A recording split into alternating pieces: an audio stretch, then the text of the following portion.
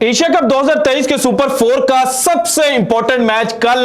दिन 2:30 बजे पाकिस्तान और भारत की क्रिकेट टीमों के दरमियान आर प्रेमदेसा स्टेडियम में खेला जाएगा। लेकिन इस मैच से पहले वो भारतीय मीडिया जो 2 सितंबर वाले मैच से पहले यह भड़के मार रहा था कि जनाब पाकिस्तान की क्या मजाल है, वो भारत को आंखें दिखाए, भारतीय जो बैट्समैन है, जो टॉप 3 है, वो पाकिस्तान के बॉलर्स जो हैं उनकी फैंटी लगाएगा और at the end of the day Bharat जो है वो आसानी से ये मैच जीत जाएगा। तो अब जनाब 10 सितंबर वाले मैच से पहले उन्होंने ये कहना शुरू कर दिया कि भाईजान कोई अंदर से आवाज ही नहीं आ रही, कोई समझ ही नहीं आ रही, कहें क्या कि भारत जीतेगा या हारेगा, हमारा टॉप 3 कैसा परफॉर्म करेगा, हमारे रोहित, हमारे शुभमन गिल, हमारे विराट कोहली कल क्या करेंगे, इसके बारे में हम कुछ भी नहीं कह सकते। सो वो भारतीय मीडिया जो जनाब हर दफा पाकिस्तान और भारत के मैच से बड़े बुलंदोबाग दावे करता था, अब उनकी जनाब जो लब है वो सी चुके हैं और उन्होंने जनाब इस चीज का अंदाजा लगा लिया है कि कल का मैच बिल्कुल भी इजी नहीं होने वाला। और यहीं पर जो भारत के एक्स क्रिकेटर हैं दिनेश कार्तिक, उन्होंने एक स्टेटमेंट दी और उस स्टेटमेंट के बाद जनाब जो भारतीय मीडिया है उसमें जो जनाब जलजला है वो आ गया और उनके मुकाबले पर भारत के ही गौतम गंभीर साहब हैं वो सामने आए और उन्होंने कहा नहीं नहीं नहीं जनाब दिनेश कार्तिक आप क्या बात कर रहे हैं, ऐसा कैसे हो सकता है कि पाकिस्तान के जो प्रीमियम फास्ट बॉलर्स हैं वो भारत के फास्ट बॉलर से बेहतर हूं। सो जो गौतम गंभीर साहब हैं उन्होंने जो दिनेश कार्तिक हैं उनकी स्टेटमेंट को जनाब डिनाई किया और यह कहा कि जनाब हमारे जो फास्ट बॉलर्स हैं वो अगर पाकिस्तान के बराबर नहीं तो उनसे बेहतर ही हैं। सो आज की वीडियो में मैं जनाब गौतम गंभीर साहब की जो स्टेटमेंट है उसका पोस्टमार्टम आपके सामने करूंगा। सिंस वर्ल्ड कप 2019 पाकिस्तान के प्रीमियम फास्ट बॉलर्स और भारत के प्रीमियम फास्ट बॉलर्स के जो स्टैट्स हैं वो आपके सामने रखूंगा और फिर आपको खुद पता चल जाएगा कि गौतम गंभीर साहब सच बोल रहे थे, गौतम गंभीर साहब जनाब क्रिकेट के साथ जनाब जो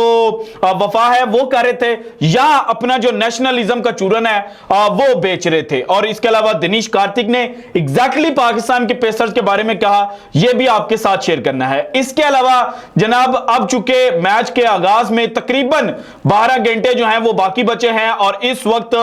श्रीलंका और बांग्लादेश का मैच खेला जा रहा है। इस मैच में भी राइट नाउ जो बारिश की प्रेडिक्शन है वो ऑलमोस्ट 90% को टच कर रही है, लेकिन बारिश अभी तक देखने को नहीं मिली। सो एक्सपेक्ट यह किया जा रहा है कि कल का मैच जो है वो पाकिस्तान और भारत के दरमियान खेला जाएगा और उसमें शायद बारिश जो है वो इंटरप्शन ना कर पाए। सो कल के ही दिन जो मैच है वो कंक्लूड हो जाएगा, चाहे जो डीएलएस मेथड है उसके तहत ही क्यों ना हो जाए। सो कल के मैच के लिए पाकिस्तान ने जो अपनी प्लेइंग 11 है उसकी अनाउंसमेंट कर दी। उसके अंदर एक सरप्राइज एंट्री जो है वो फहीम अशरफ की हुई और मोहम्मद नवाज, जिनको मेलबर्न में जब आखिरी ओवर में स्कोर पड़ा था तो जनाब पाकिस्तान के कप्तान बाबर आजम ने कहा था कि बाबर तू मेरा मैच विनर है गया, तो वो अब जनाब बेंच पर बैठेंगे। सो फहीम अशरफ की जो जनाब आमद हुई है पाकिस्तान की प्लेइंग 11 में, इसके ऊपर भी बहुत ज्यादा सवाल जो हैं वो किए जा रहे हैं, लेकिन कुछ रीजंस जो हैं वो मैंने डिग आउट किए हैं कि फहीम अशरफ को कल का मैच क्यों खिलाया जा रहा है और कल का मैच पाकिस्तान शायद जीतने के लिए नहीं खेल रहा। यह भी मैं जनाब अभी से आपको क्लैरिफाई कर देता हूं। सो पाकिस्तान की प्लेइंग 11 पर भी बात करेंगे, लेकिन सबसे पहले देखें कि जनाब स्पोर्ट्स तक पर एक लाइव सेशन चल रहा था, उसके अंदर राहुल रावत साहब बैठे हुए थे और बाकी स्पोर्ट्स तक की जो टीम है वो सारी बैठी हुई थी और उनसे सवाल होता है कि क्या लग रहा है आपको, क्या दिल से आवाज आ रही है, तो वो कहते हैं कि जनाब कोई आवाज नहीं आ रही, कोई समझ ही नहीं लग रही कि चल क्या रहा है, कल क्या होगा इसके बारे में मैं कुछ भी नहीं कह सकता। सो ये राहुल रावत वही हैं जो मैच से पहले, जो 2 सितंबर के मैच से पहले कह रहे थे कि भाईजान हमारे तो जो भारत की टीम है वो पाकिस्तान से बहुत ऊपर है, लेकिन राइट नाउ उन्होंने ये कहना शुरू कर दिया कि पाकिस्तान के जो पेसर्स हैं वो जनाब भारतीय बल्लेबाजों को डरा चुके हैं। और कल के मैच में भी जनाब जो शुभमन गिल हैं, क्योंकि स्पेसिफिकली बात हो रही थी शुभमन गिल के हवाले से, तो वहां पर जो उन्होंने बात की उसका खुलासा अगर किया जाए तो वो ये निकलता है कि जनाब शुभमन गिल के दिल में कल भी खौफ जो है वो बैठा हुआ होगा। सो भारतीय मीडिया जो है वो तो इस वक्त बंदे का पुत्र बन चुका है। लेकिन यहां पर जनाब इससे पहले सारी चीजें आपको बताऊं, जो भारतीय मीडिया बंदे का पुत्र बना है, तो पाकिस्तान का जो मीडिया है उन्होंने जनाब जो बड़ी बड़ी स्टेटमेंट्स हैं वो देना शुरू कर दी। पिछले दिनों में विक्रांत गुप्ता साहब ने एक ट्वीट की थी और उस ट्वीट के ऊपर हमने भी विक्रांत गुप्ता साहब को जवाब दिया था जो उन्होंने फ्लड लाइट्स को लेकर की थी। लेकिन पाकिस्तान के एक टीवी चैनल पर जनाब 3-4 जो लोग हैं वो बैठे होते हैं, नाम नहीं मैं किसी का भी लूंगा, टीवी चैनल का भी जिक्र नहीं करूंगा, लेकिन वहां पर विक्रांत गुप्ता को लेकर स्पेशली बात की जाती है। और वहीं पर एक रिपोर्टर, एक सहाफी जो माजी के अंदर बाबर आजम को बहुत ज्यादा ट्रोल करता था, वो जनाब ये कहता हुआ पाया जाता है कि मैं तो विक्रांत गुप्ता को सहाफी नहीं मानता, मैं तो विक्रांत गुप्ता को स्पोर्ट्स जर्नलिस्ट ही नहीं मानता। तो भाईजान फिर आप किसको मानते हैं? आप इतनी बड़ी स्टेटमेंट ना दें विक्रांत गुप्ता के बारे में। विक्रांत गुप्ता की स्पोर्ट्स के रिलेटेड बहुत ज्यादा जनाब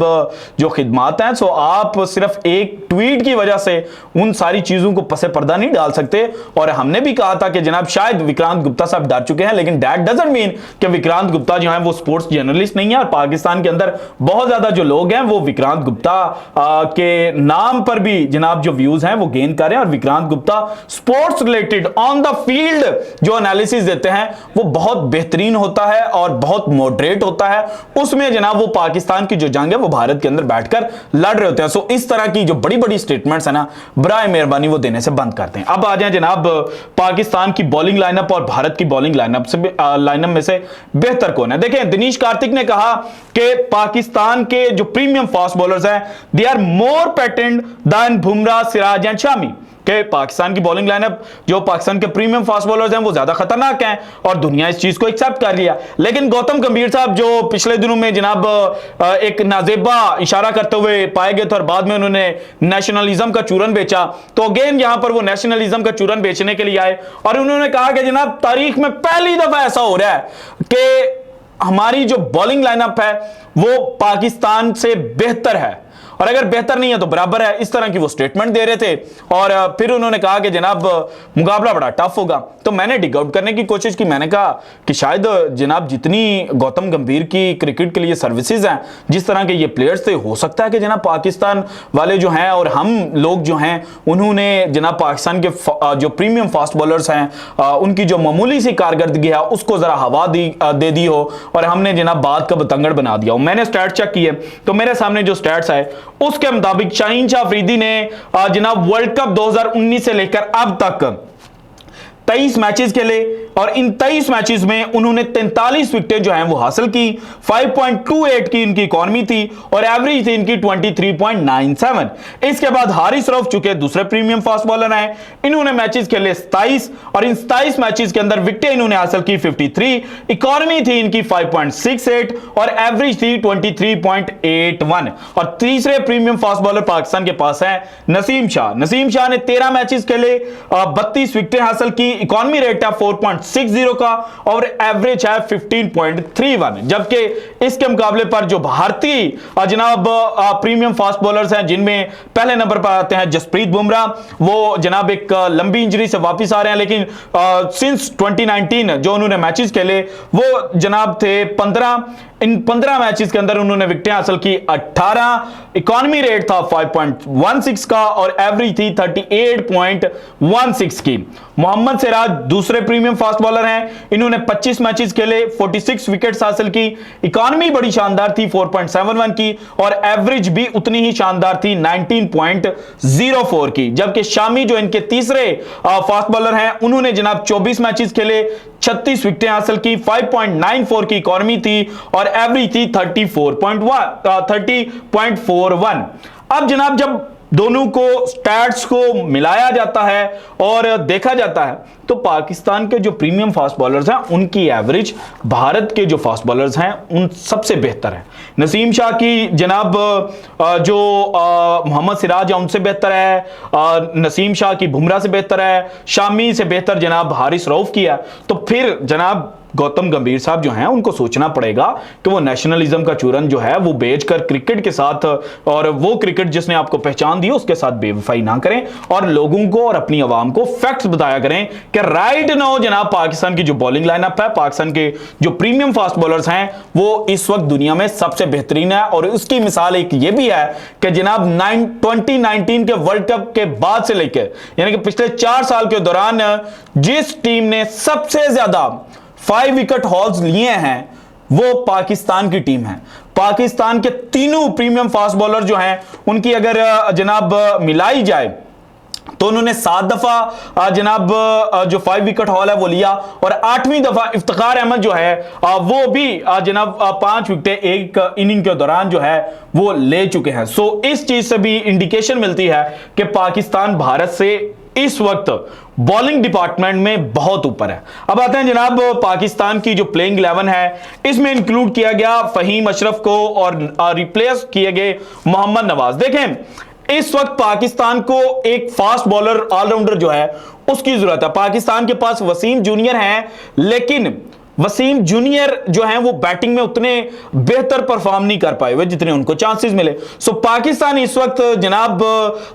एक्सपेरिमेंट कर रहा है फहीम अशरफ के साथ और कल के मैच को एक्सपेरिमेंट के तौर पर ही पाकिस्तान ले रहा है। उसमें जीत मिल गई तो वेल एंड गुड, हार मिल गई तो सीखने को एक नई चीज मिलेगी। सो पाकिस्तान जो है वो राइट नो जनाब इस माइंडसेट से निकल गया है कि जनाब जो मर्जी हो जाए हमने भारत के खिलाफ जीतना है और उसकी वाज़ेह एग्जांपल फहीम अशरफ की इंक्लूजन है। अगर आपने जीतना ही होता तो फिर आप वसीम जूनियर को इंक्लूड करते और वसीम जूनियर के नाम को लेकर इस वक्त जनाब पाकिस्तान के अंदर कम शकुको शुबहात हैं क्योंकि वसीम जूनियर के बारे में पता है कि जनाब ये वर्ल्ड कप खेलने के लिए जाएंगे। लेकिन अगर कल के मैच में जो फहीम अशरफ है वो परफॉर्म कर लेते हैं तो फिर वसीम जूनियर जो है वो आउट हो जाएंगे। हालांकि इस वक्त बात जो है वो ये हो रही है कि मोहम्मद नवाज आउट हो जाएंगे और वसीम जो फहीम अशरफ है वो वर्ल्ड कप की टिकट कटवा लेंगे। लेकिन मुझे लगता है कि फहीम अशरफ अगर आते हैं तो वो वसीम जूनियर की जगह पर आ सकते हैं, मोहम्मद नवाज की जगह पर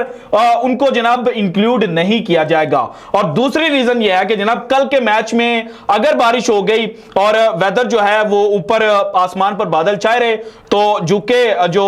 रेन वाला सीजन मौसम होगा तो उसके अंदर फास्ट बॉलर्स को हेल्प मिल सकती है और अगर बारिश नहीं होती तो फिर ड्यू जनाब हो सकती है। सो पाकिस्तान क्रिकेट टीम ने इस वक्त ये सोचा है कि ड्यू में जो स्पिनर्स हैं उनके लिए बॉल ग्रिप करना मुश्किल हो जाता है। सो हम अपने फास्ट बॉलर्स के साथ जाएंगे, दूसरी रीजन ये है। सो पाकिस्तान टीम की इस वक्त की जो चीजें सामने आ रही हैं उनको देखकर यही कहा जा सकता है कि पाकिस्तान जो है वो इस वक्त